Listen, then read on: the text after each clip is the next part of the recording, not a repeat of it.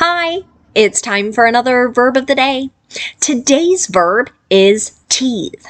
Now, this particular verb really only has one definition, and that is to grow or cut one's primary teeth.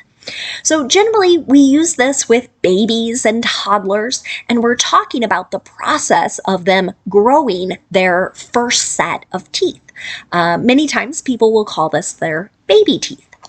You should know that teethe is a regular verb. To make the progressive form of this verb, you're going to drop the E and then add ing to form teething. The past tense and participle forms of this verb can be made by adding the letter D, since this verb already ends in an E. Our base verb, teethe, ends in a voiced TH sound. So our past tense ending is going to make a D sound, and we're not adding an extra syllable as we say it.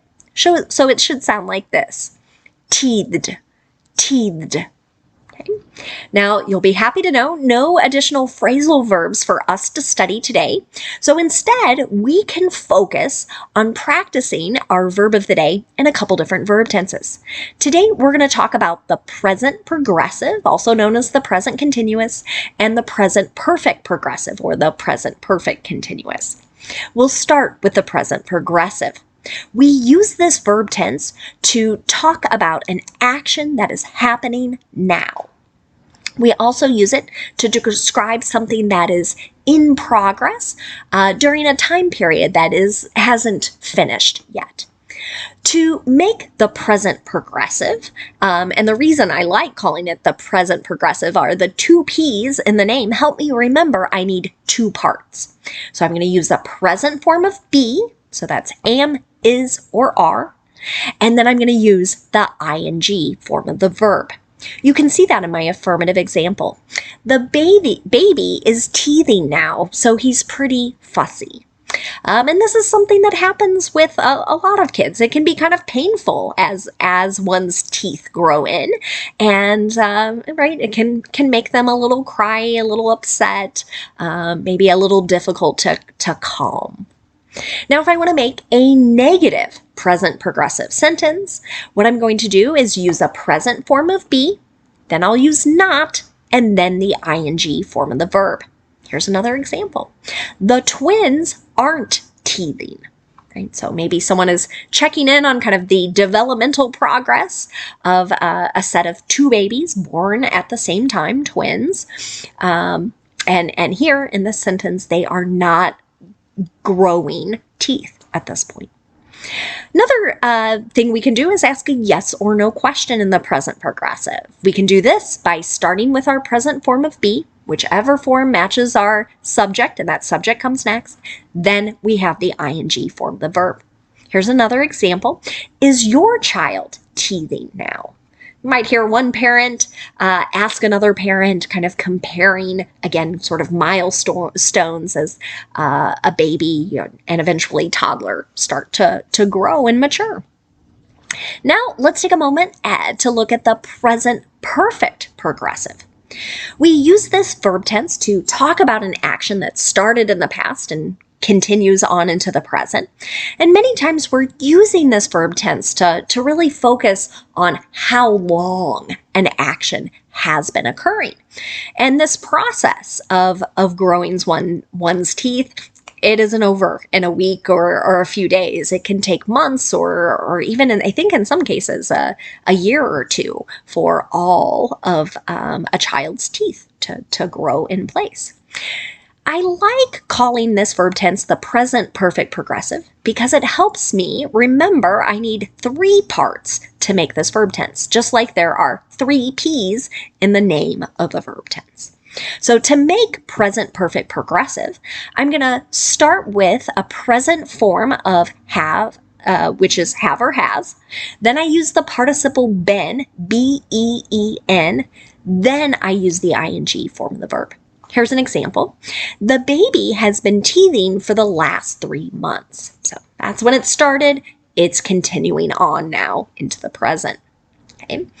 If I want to make a negative present perfect progressive sentence, again, I start with have or has, then I insert not, then the participle been, then the ing form of the verb. Here's another example. The twins haven't been teething for very long. So here's an action hasn't started very long ago. Finally, we can ask a yes or no question. And again, generally we're focused on length of time. So we start with have or has, we have our subject, we use been, and then we use the ing form of the verb. So you might hear someone ask, has your child been teething for very long? Okay. Now let's spend a moment looking at some words and phrases related to our verb teethe. And the first word we're going to look at is just kind of the noun form of this. So we have the noun tooth, T-O-O-T-H. And generally, when we are talking about that, we're talking about the hard, bony enamel-coated structure that are inside our mouths, in our jaws, that we use to bite or chew. So this can refer to a human being, it could refer to an animal as well, okay? But these are what we're talking about.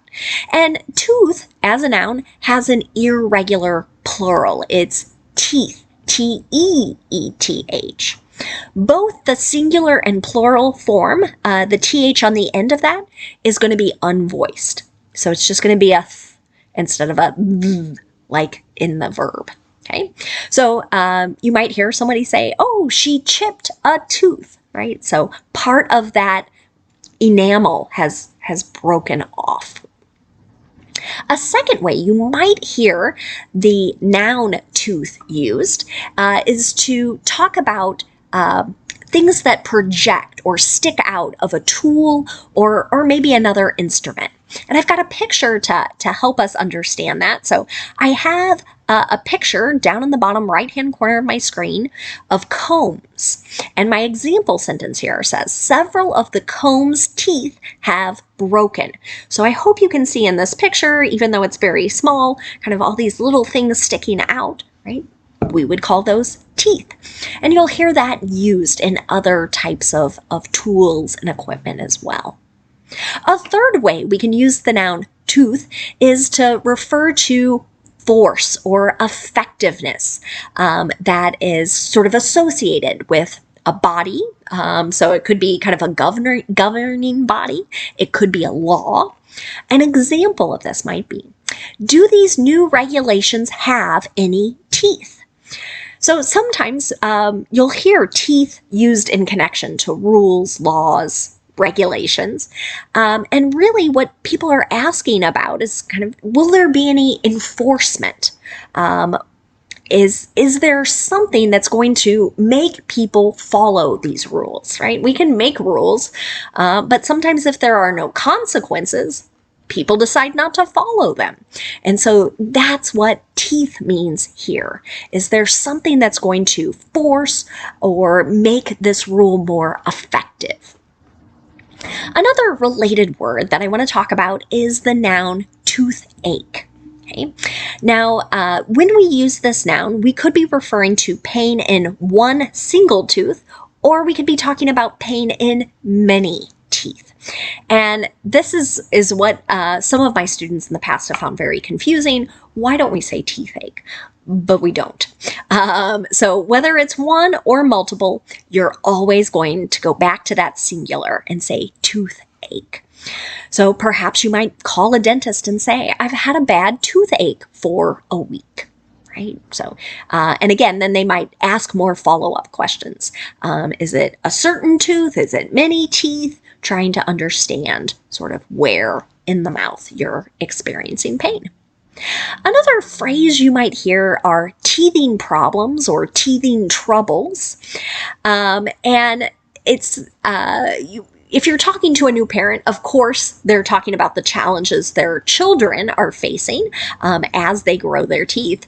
But other times, you'll hear it in connection to small problems that generally occur at the beginning of something. It could be the start of a new project, a new business, some new activity. But it's this idea, like the project or the business is like a baby, and it's growing its teeth, which we know can be painful. So an example of this in a sentence might be, there have been a few teething problems with the website launch. Okay, so here a company is talking about maybe a new website that has been created, but not everything is working perfectly at this stage. So that's why this particular phrase is being used. Thanks so much for watching today's video. I hope you have a great day.